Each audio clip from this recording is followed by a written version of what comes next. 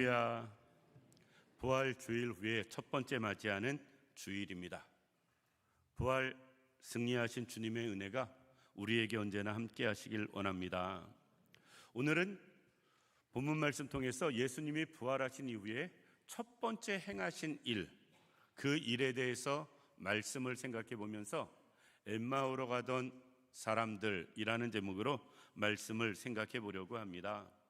예수님이 부활주일날 새벽에 부활하시는데, 새벽에 부활하셔서 제일 먼저 만난 사람들이 무덤을 찾은 여인들이었어요. 그리고 그 여인들은 제자들에게 예수님이 부활하셨다고 가서 전합니다. 그리고 성경에 기록된 그 두 번째 예수님이 부활하신 이후의 행적은 오늘 본문에 기록된 엠마오로 향하여 가던 사람들을 만나 주시는 일이었습니다. 우리가 부활주일 지나고 첫 번째 주일이라 특별히 엠마오로 가던 사람들 생각해 보면서 우리도 부활하신 주님을 새롭게 만나는 은혜가 있기를 원하고요, 그리고 그 부활하신 주님을 온전히 따르며 나갈 수 있는 우리들 되기를 원합니다. 첫 번째 본문을 통해서 엠마오로 가는 두 사람을 생각해 봐야 됩니다. 마가복음엔 아주 간단히 이 사건이 두 절로 기록되어 있는데, 오늘 본문에는 13절부터 35절까지 길게 기록됐지만 마가복음에는 딱 두 절로 아주 간단하게 기록하면서 엠마오로 내려가는 사람의 이름 하나를 기록합니다. 글로바로. 그래서 오늘 본문에 나오는 두 사람 중에 하나의 이름은 글로바임을 알 수 있고요, 다른 한 사람의 이름은 성경에서 말씀해 주지 않으니까 알 수는 없습니다. 글로바의 이름을 기록하면서 다른 사람의 이름을 기록한 걸 볼 때 이 제자는, 예수님의 12 제자는 아닌 것으로 보는 게 맞습니다. 한 사람의 이름을 기록한다면 예수님의 제자를 기록하죠. 그럼에도 불구하고 성경에 글로바라는 이름이 기록된 것을 놓고 볼 때 그는 예수님이 살아생전에 예수님을 열심히 따르고 섬겼던 사람, 그 주님의 가르침과 지시에 열심이었던 사람으로 짐작해 볼 수는 있습니다. 그런데 그들이 열심히 주님을 따르며 살아가다가 갑자기 주님이 십자가를 지시고 돌아가십니다. 십자가 지시고 돌아가신 이후에 그들이 예수님의 장례가 안식일 직전, 쉽게 이야기해서 금요일 저녁 늦게까지 장례를 치르니까 그들이 안식일 날은 움직일 수가 없었습니다. 유대인들은 안식일 날 1km 이상 걷는 일을 안 하거든요. 그래서 안식일이 지나고 그 다음 날, 쉽게 이야기해서 예수님이 부활하신 그날, 그들은 자기들의 예전 삶의 터전이었던 것으로 보여지는, 즉 고향이 아닐까 짐작되어지는 엠마오로 갑니다. 예루살렘에서 엠마오의 거리는 약 10km 정도 되어지는 멀지 않은 길이었어요.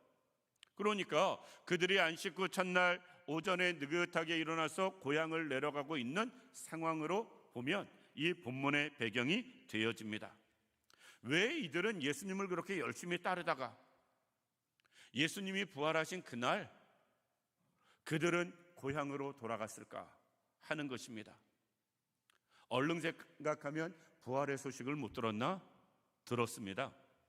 오늘 본문 앞에 11절 말씀 보면 사도들은 그들의 말이 허탄한 듯이 들려 믿지 아니하나. 여인들이 와서 예수님이 부활하셨다는 이야기를 들었습니다. 그런데 믿지 않았다라는 거예요. 허탄한 소리로 들었다, 쉽게 이야기해서 정말 쓸모없는 일로 받았고요, 그리고 엉뚱한 소리, 잠꼬대 같은 소리로 받은 것입니다. 그리고 주님이 돌아가신 것으로 끝난 것으로 그들이 알았기 때문에 그들이 고향으로 돌아가는 모습 볼 수 있다. 만약에 그들이 예수님의 부활의 소식을 들었을 때, 예수님이 살아생전에 계속해서 십자가의 고난을 이야기했고 사흘 만에 다시 살아날 것을 말씀하셨는데 성경에 기록된 것만 놓고 보아도 3번 말씀하셨습니다. 그러니까 예수님은 반복해서 고난과 부활을 말씀하셨는데 그들이 예수님의 말씀을 기억이라도 했다면, 또 예수님이 말씀하실 때 그것을 믿기만 했다면, 예수님이 부활하셨다라는 소리를 그냥 허튼 소리로 듣지는 않았을 거예요. 무엇을 이야기하냐면 오늘날 우리도 하나님의 말씀을 수없이 들어도요, 내가 듣고 싶은 것만 듣습니다. 내가 받고 싶은 것만 받아요. 내가 믿고 싶은 것만 믿습니다. 그리고 그렇지 않은 말들은 다 흘려버립니다. 그리고 마음에 새기질 않아요. 엠마오로 가던 사람들과 어쩌면 우리가 하나님의 말씀을 받는 자세 모습이 비슷하다. 그것은 대부분의 모든 사람들이 그럴 것 같습니다. 말로는 하나님의 말씀이 살아계신 말씀이고 능력의 말씀이고 생명의 말씀이라고 이야기하면서도 우리는 그 하나님의 말씀을 말씀 그대로 받는 일이 별로 없다. 주님이 구세주인 걸 알고 따르면서도 주님이 제일 강조해서 하신 말씀은 그들은 귓전에도 안 들었다. 그래서 믿지 않았다. 부활의 소식까지 들렸는데도 받지 않았음을 볼 수가 있다라는 것입니다. 그랬더니 어떻게 되느냐? 작은 시련에도 낙심하는 모습을 볼 수가 있습니다. 그래서 앞부분 17절 말씀 보면 그 맨 뒤에 보면 두 사람이 슬픈 빛을 띠고 머물러 섰더라. 지금 엠마오로 고향으로 낙향하는 그들의 얼굴빛은 슬픈 마음과 슬픈 얼굴로 가득하여서 낙심한 가운데 낙향하는 모습을 볼 수 있다라는 것이에요. 이 자리에 있는 우리 모든 성도님들, 어쩌면 우리가 그렇습니다. 하나님의 말씀을 온전히 믿지 못하니까 작은 일에 낙심을 해요. 작은 일에 실망을 합니다. 그리고 별거 아닌 일에 우리는 그것 때문에 쓰러지고 넘어지는 일들 볼 수가 있습니다. 엠마오로 가던 이 사람들, 성경에 그냥 무리로 따랐던 사람들은 이름이 기록된 적이 없어요. 글로바라는 이름을 꼭 집어서 기록한 걸 놓고 볼 때 그는 예수님의 살아생전에 정말 제자는 아니라도 열심히 앞장서서 주님을 따랐던 사람으로 생각해 볼 수 있는데, 하나님의 말씀을 온전히 믿지 못하니까 작은 일에도 문제되는 모습 볼 수 있다. 우리도 어느 날 갑자기 시험 드는 사람들을 볼 수 있습니다. 어느 날 갑자기 영적으로 침체하는 사람들, 낙심하는 사람들 볼 수 있습니다. 우리가 하나님의 말씀을 더 온전히 믿을 수 있기를 원합니다. 그런데 하나님 말씀 전부를 믿을 수 있기를 원합니다. 내가 믿고 싶은 것, 내가 듣고 싶은 것, 내가 관심 있는 그 말씀만 믿고 받는 것이 아니라 하나님의 말씀은 모든 것을 다 믿고 받을 때 우리는 어떤 어려움도 시련도 이겨내 나갈 수 있습니다. 그리고 이들은 또 왜 이렇게 주님이 돌아가시고 안식일 지나자마자 그냥 당일로 고향으로 낙향하는 삶을 살았을까?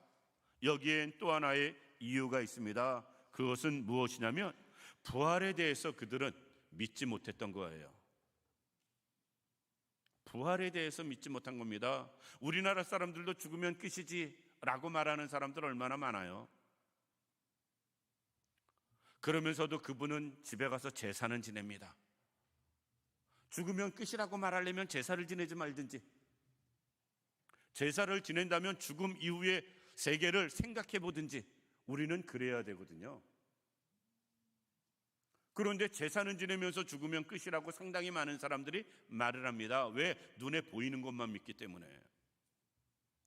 예수님의 제자들도 오늘 본문에 나오는 이들도 예수님이 부활을 수없이 강조했는데 다른 말씀들은 대부분 다 듣고 받고 믿고 따랐는데 이것은 안 믿어졌던 것 같습니다. 그래서 그들은 부활의 소식을 들었음에도 불구하고 받아들이질 못했고 예수님이 돌아가셨다라고만 생각하고 바로 고향으로 돌아가는 모습 볼 수가 있습니다. 성경은요, 상식 백과가 아닙니다. 사람들이 성경을 상식적으로 해석되는 것만 믿으려고 하고 받으려고 하는 성향이 있어요. 성경은 우리가 상식적으로 이해할 수 없다 할지라도 하나님의 말씀인 걸 믿어야 되고요. 성경은 이 세상의 이치로서는 깨달을 수 없고 수용할 수 없는 일이라 할지라도 우리는 하나님의 말씀으로 온전히 받는 사람들 되어져야 됩니다. 그래야 우리는 예수님의 부활을 성경을 통해서 알고 그 부활에 대한 소망을 갖고서도 부활에 대한 신앙을 온전히 갖기가 쉽지 않은데, 예수님 시대의 사람들은 부활을 전혀 개념이 없었거든요. 그러니까 부활 이야기를 들어봤자 그들은 머릿속에 들어오지도 않고 이해되지도 않고 수용되지 않아서 그 믿음이 생기질 않았던 것 같습니다. 그런데 부활을 믿지 못하는 신앙은요, 언제든지 우리는 믿음에서 멀어질 수 있다. 천국을 바라보지 못하는 사람이라면 우리는 언제든지 세상으로 달려갈 수 있다. 이것을 알아야 됩니다. 만약에 부활을 알았고 부활을 믿었다면, 그리고 예수님의 부활의 소식을 들었을 때 그럼 그 부활하신 주님을 만나야지 하고 찾았다면 낙향하는 일은 없었을 것입니다. 우리는 꼭 부활하신 주님을 믿는 분들 되기를 원하고요, 만나는 분들 되기를 원합니다. 그리고 그분과 함께하는 우리들 되기를 원합니다. 세 번째, 그럼에도 불구하고 그런 사람들을 찾아오시는 예수님이세요. 오늘 본문도 이 사람들이, 이 엠마오로 향하던 사람들이 주님을 찾은 게 아니고 주님이 그들 가운데 찾아오셔서 그들을 만나주시는 모습을 볼 수가 있습니다. 우리가 신앙생활하는 이유도 여기에 있습니다. 내가 먼저 예수님을 찾은 게 아니에요. 난 내가 내 발로 찾아서 교회 왔는데, 가끔 이렇게 말하는 분들도 있습니다. 난 누가 전도하지 않았는데 내가 먼저 믿기 시작했다고. 아닙니다. 주님이 우리 마음을 찾아와 주신 것이고요, 우리의 마음을 열어주시고 믿음을 주신 겁니다. 그래서 우리가 신앙생활하고 교회를 다니기도 하고 천국 바라보고 살아가기도 하는 거예요. 우리를 항상 먼저 찾아오시는 주님임을 우리가 기억할 수 있기를 원합니다. 오늘 본문도 그렇습니다. 예수님이 먼저 찾아오세요. 15절 말씀 맨 뒤에 보면 예수께서 가까이 이르러 그들과 동행하시나. 예수님이 먼저 가까이 그들을 찾아오셨습니다. 그럼에도 불구하고 깨닫지 못하는 그들의 모습 볼 수 있고요, 예수님을 알지 못하는 모습을 볼 수가 있습니다. 그럼에도 불구하고 주님은 그것 때문에 서운해하거나 진노하지 않으십니다. 그들을 차분히 말씀으로 가르치시는 모습 볼 수가 있습니다. 27절 말씀 보면 이렇게 말씀합니다. 이에 모세와 모든 선지자의 글로 시작하여 모든 성경에 쓴 바 자기에 관한 것을 자세히 설명하시니라. 예수님께서 찾아오셔서 말씀해 주시는 겁니다. 특별히 성경을 가르쳐 주시고 성경 중에서도 예수님에 관한 말씀, 복음을 증거하시는 모습을 볼 수가 있습니다. 우리가 성경은 창세기부터 요한계시록까지 다 하나님의 말씀인데 다 그것을 믿는 우리들 되길 원하고요, 특별히 예수 그리스도에 관하여서 복음에 관해서는 더 많이 자세히 알 수 있는 우리들 되기를 원합니다. 성경 전체를 다 알지는 못하잖아요. 그래도 하나님의 말씀 중에 예수에 대해서, 복음에 대해서는 더 많이 알고 깨달을 수 있는 우리들 되어야 우리가 주님을 알 수 있다. 찾아오셔서 말씀하시는 주님은 말씀하시고 그것으로 끝나는 것이 아닙니다. 29절 30절 말씀 보면 그들과 함께 유숙하기 위해서 음식도 드시는 모습 볼 수가 있습니다.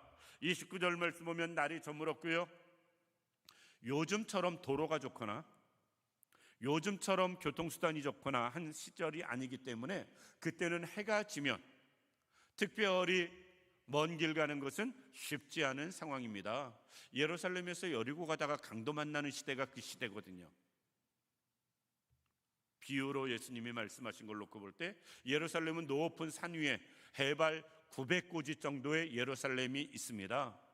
다른 도시들은 밑에 많이들 있어서 산길을 가야 되는 거예요. 그러기 때문에 험한 길이고 위험한 길이라 날이 저무니까 어느 집에, 이곳이 어딘지는 모르지만 유숙하게 되기 위해서 함께 식사하는 모습 볼 수가 있습니다. 우리를 찾아오신 주님은요, 잠깐 얼굴 비치고 떠나시는 분이 아니십니다. 우리를 찾아오신 주님은 언제나 우리와 함께 하시는 분이십니다. 특별히 육신적으로 승천하신 이후엔 성령을 보내주셔서 영으로 우리와 함께 하시는 주님의 모습을 볼 수가 있습니다. 부활하신 그 주님도 제자들 찾아오셔서 그들과 함께 하시는 모습 볼 수 있다라는 거예요. 우리를 찾아오시는 주님을 만날 수 있길 원하고요, 우리와 함께 하시는 그 주님과 우리도 동행하며 살아갈 수 있는 우리들 되기를 원합니다. 그때, 바로 그때 이 엠마오로 가던 사람들에게 되어진 일이 몇 가지 새로운 변화가 생겨납니다. 그 변화가 무엇인가? 첫 번째로 그들의 눈이 밝아지는 거예요. 31절 말씀 보면 그들의 눈이 밝아져 그인 줄 알아보더니 예수는 그들이 보이지 아니하시는지라 라고 말씀하시면서, 예수님께서는 그들의 눈이 밝아질 때 그들을 떠나시는 모습 볼 수 있고요, 그럼에도 불구하고 그들은 눈이 밝아져서 지금까지 대화했던 사람이, 지금까지 함께 걸었던 사람이, 함께 식사했던 사람이, 그리고 우리를 위해서 축도하며 기도해 준 사람이 예수님인 걸 알게 되었다라는 것입니다. 정말 예수님의 말씀을 온전히 깨닫게 되고 예수님과 함께 살아가는 사람들은 영적인 눈이 띄어진다, 영안이 밝아진다라는 것입니다. 우리가 육신의 눈은 나이 드실수록 흐려질 수 있지요. 육신 중에서 노화가 제일 빨리 먼저 오는 곳이 눈이라고 합니다.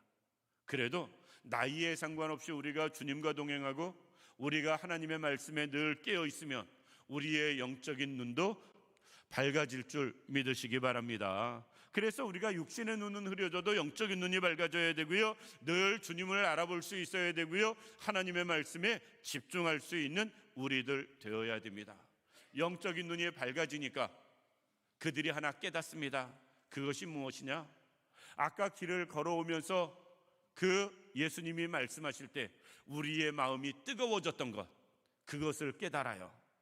그래서 둘이 이야기합니다. 32절에 보면 그들이 서로 말하되 길에서 우리에게 말씀하시고 우리에게 성경을 풀어주실 때에 우리 속에서 마음이 뜨겁지 아니하더냐. 상당한 의미가 있습니다. 우리는 살면서 상당히 많은 일들, 하나님이 하신 일들, 하나님의 역사를 우연으로 흘려보내요. 하나님이 도우시고 인도하시고 역사하신 일들을 살다 보면 그럴 수도 있지 라고 흘려버립니다. 그때가 언제냐? 영적인 눈이 뜨여지지 않았을 때, 영적으로 내가 깨어있지 못할 때. 우리가 영적으로 깨어있으면 지극히 사소한 일에 하나님의 역사를 경험할 수 있습니다. 우리가 영적으로 예민하게 깨어있으면 하나님이 내 삶 가운데 수시로 행하시는 놀라운 일들을 발견할 수 있어요. 그래서 그들이 영적으로 예민해지니까 아까 그 일이 우연이 아니었구나, 그가 말할 때 내 마음이 뜨거웠었는데 그것이 성령의 역사였었구나, 나중에 깨닫는 모습을 보게 됩니다. 따라서 우리가 영적으로 예민해져야 할 필요, 깨어 있어야 할 필요가 얼마나 중요한가, 그 일이 얼마나 중요한가를 알려주고 있습니다. 영적으로 무뎌진 사람은요, 하나님이 큰 소리로 고함을 치고 천둥 번개로 말씀하셔도 못 듣습니다. 영적으로 깨어있는 사람이 되어야 지극히 작은 소리 세미한 음성으로 말씀하셔도 그것을 듣고 깨닫는 것, 볼 수 있다라는 것입니다.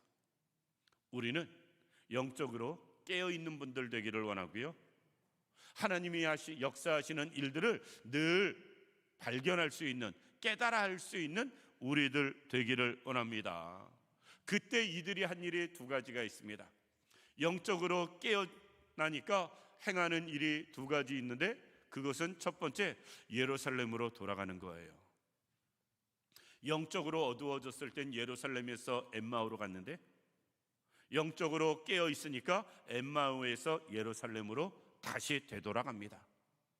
그런데 언제 되돌아가냐면 그 시로 바로 돌아갑니다. 33절 말씀 보면 곧 그때로 일어나 예루살렘으로 돌아가 보니, 사실 말씀드린 것처럼 왜 지금 숙소에 들어갔냐면 길은 어둡고 험하고 여러 가지 위험해서 지금 그런 상황에 숙소에 들어가서 식사를 했어요. 그런데 식사 중에 주님이 축도하시고 축사하시는 것을 보고 예수님인 걸 깨닫게 됩니다. 깨닫게 되면서 영적인 것이 깨어지고 주님의 동행을 경험하게 되니까, 깨닫게 되니까 그들은 바로 예루살렘으로 돌아갑니다. 아까는 위험하다고 숙소에 들어갔는데, 피곤하다고 식사했는데, 그들은 영적으로 깨어나니까 바로 예루살렘으로 돌아가는 모습 볼 수 있다. 우리가 세상 살면서 여러 가지 핑계, 이유 언제 생기느냐? 영적으로 무뎌지면 생깁니다. 영적으로 예민해지고 깨어나면 어떤 상황에서도 우리는 주의 전을 먼저 생각하고요, 주의 일을 먼저 생각하게 되어지는 모습 볼 수 있다. 똑같은 상황인데 전혀 다른 모습으로 반응하는 이들의 모습을 보게 됩니다. 그리고 또 하나는 오늘 본 말씀 35절에 보면 두 사람도 길에서 된 일과 예수께서 떡을 떼심으로 자기들에게 알려지신 것을 말하더라. 부활하신 주님을 전하는 모습 볼 수가 있습니다. 부활하신 주님을 만났을 때, 말씀을 듣고 깨달았을 때 영적으로 예민해지고 하나님의 은혜를 깨닫게 되고 하나님의 전으로 돌아오게 되고, 그리고 부활의 증인으로 살아가는 그들의 삶, 이것이 엠마오로 가던 사람들의 변화된 삶이었어요. 말씀을 마칩니다. 우리 한번 스스로 나를 생각해 보시기 바랍니다. 나는 지금 어디에 있는가? 엠마오로 내려가고 있는 중인가? 낙심 중에? 주님이 나와 함께 하시는데 깨닫지 못하고 말씀하시는데 그것을 느끼지 못하는 어리석게 동행하고 있는 중인가? 아니면 영적인 눈이 깨어나서 영적으로 우리가 하나님이 주시는 은혜로 주님을 발견하고 부활하신 주님을 만나고 그분의 말씀을 기억하고 그분의 동행하심을 깨닫고 새로워진 사람인가? 또 새로워졌다면 오늘 본문의 사람들처럼 하나님의 전 예루살렘으로 다시 향하고 그리고 부활의 주님을 전하며 살아가고 있는가? 지금 나는 어디에 머물러 있는가 생각해 보시기 바랍니다. 행여나 낙심하면서 엠마오로 가는 그런 우리들 되지 않길 원합니다. 주님이 동행함에도 불구하고 깨닫지 못하는 어리석은 우리들 되지 않기를 원합니다. 영적인 것이 예민하게 깨어나는 우리들 되길 원하고요, 그로 인해서 주님의 말씀, 성령의 역사를 깨닫는 우리들 되길 원하고요, 이제는 하나님의 전으로 향하여서 그 부활하신 주님을 전하며 살아갈 수 있는 우리들 되기를 주님의 이름으로 축원합니다. 기도드리겠습니다. 살아서 역사하시는 참 좋으신 아버지 하나님, 은혜와 사랑을 진심으로 감사드립니다. 아버지 하나님, 진정 우리의 모든 삶을 통하여서 엠마오로 가던 사람들처럼 낙심하여 예루살렘에서 멀어지고 주님의 말씀을 믿지 못하는 그런 어리석은 삶 살지 않게 하시고, 주님이 함께 하시고 동행하시나 깨닫지 못하는 무지의 삶 살지 않게 하시며, 하나님 영안이 열리게 하시고 성령의 역사가 깨달아지게 하시고 다시 예루살렘을 향해 달려가는 삶이 되게 하시고 부활의 주님을 전하는 우리들 되게 하여 주옵소서. 하나님이 온전히 함께하여 주시기를 원하옵고 원하오며 예수님의 이름으로 기도드립니다. 아멘.